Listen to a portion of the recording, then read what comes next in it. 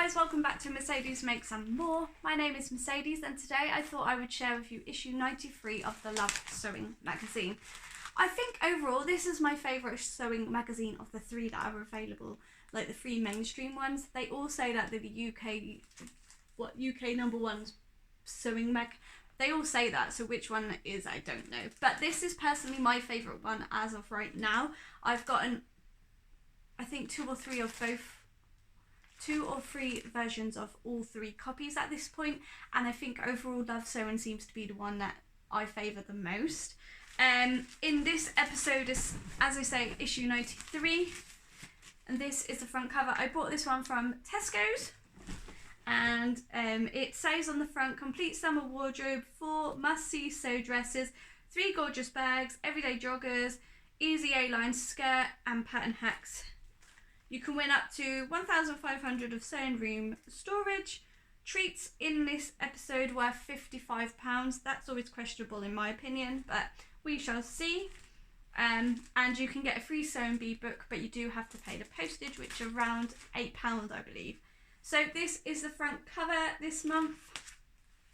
And before I show you the front cover in more detail, what I will do is show you what's inside, because the front cover kind of gives it away. So in this episode of Love Sewing, it comes, how much is it again before we get into that?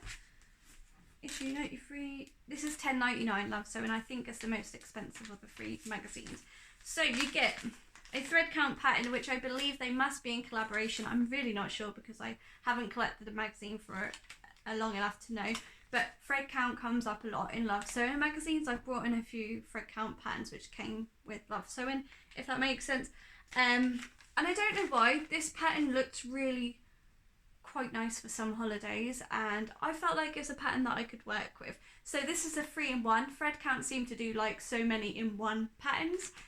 This is the easy breezy pattern. This is perfect for summer holidays. Slip it on over a swimsuit or dress it up with some stylish accessories for the evening. So you get a version A, which is like a tunic top, version B, which is a tunic top with ties and sleeves, and version C, which is like a long tunic dress with gorgeous side splits, which I think looks really quite nice.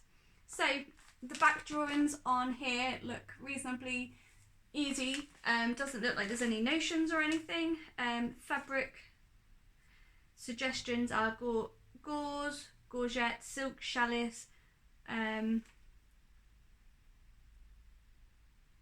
Yeah, that's literally all you need. Fabric, great, fabric and thread.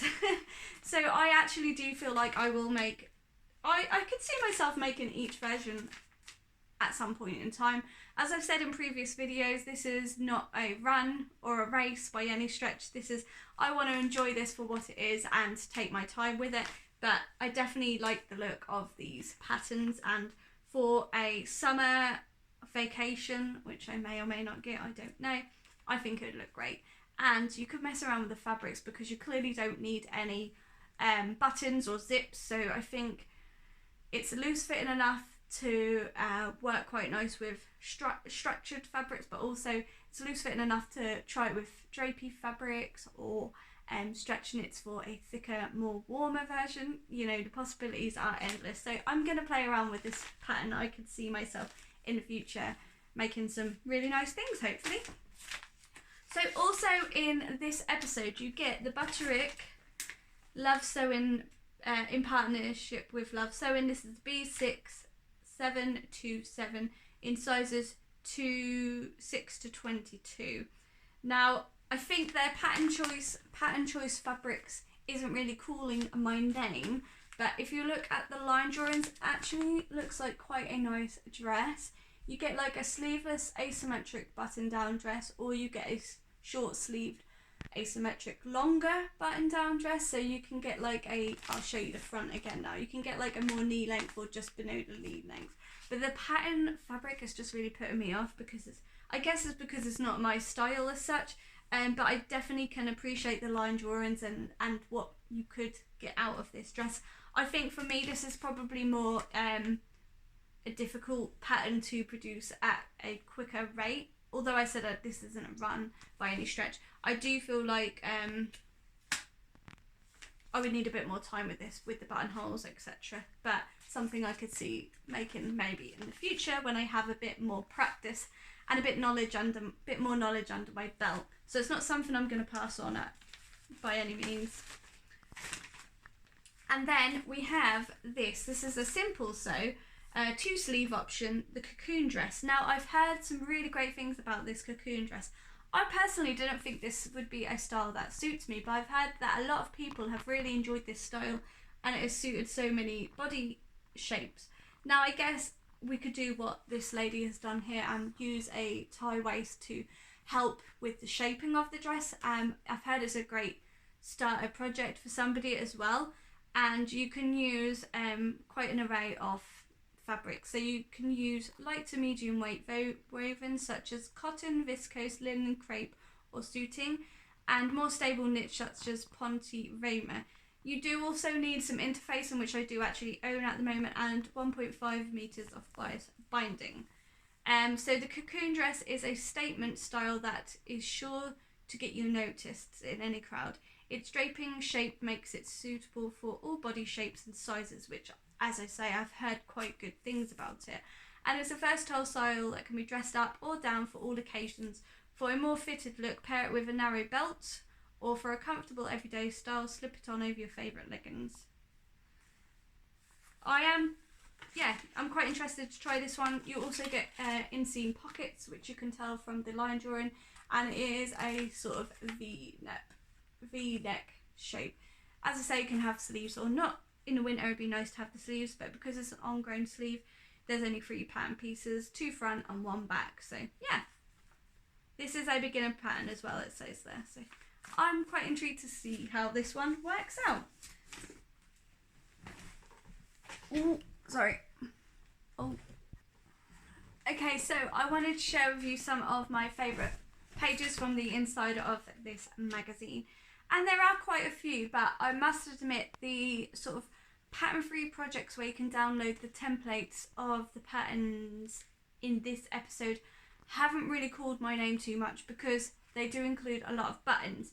The projects themselves look like a lot of fun, but because of the button issue with my machine at the moment, trying to pick a project where there are a lot of buttons just isn't something that I am interested in doing right now. Once I get a machine, or I figure out how to sort this buttonhole machine out, I probably would be really interested in doing those projects. But for now, unfortunately, it's just not, some of the projects in here just aren't for me right now. But I wanted to share with you this page because this was this reminded me of someone I've been watching on YouTube, which is Liz the Baker That Sews. And she has done a couple of her own of these Leo dungarees by Hand London, and she has made them look beautiful.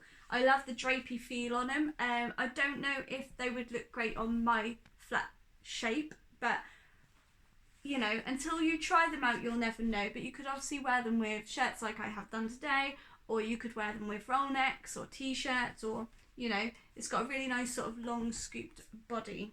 I just thought I'd mention that because that reminded me of Liz the Baker That Sews. That's a page that really stood out to me. And then I really enjoyed this sort of article on the pattern choices and fabric choices of the 3-in-1 tunic that has been included within the pattern this month. And yeah, I just think that the sort of side splits, it shows it off better on a real body. The side splits looked really nice. It's a nice long length, but also gives it that little bit of chicness with the side splits. And the back of the top here, which you can't really see in the pattern, is like a cut-out V. It's a really nice, loose, boxy fit top. Great for spring, summertime, even if you're not going on holiday. And of course, I love the yellow because, well, I love yellow.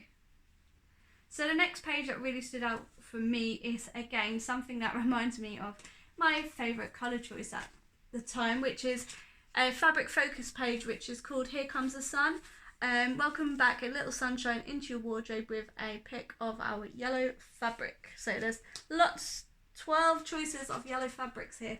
The middle page is hard, middle bit in the page is hard to see, but lots of inspiration if you enjoy yellow, which I do. I have a yellow car too. So yeah, really enjoyed that page as well. This one I really enjoyed looking at because I actually bought this fabric from Pound Fabrics probably when I first moved here, so it's probably not something I'll show you as of right now until I've decided on what I'm going to make with it. But it was really nice to see someone had made something up in this fabric and how beautiful it looked. So this is Kim, and she used the McCall's pattern 8085.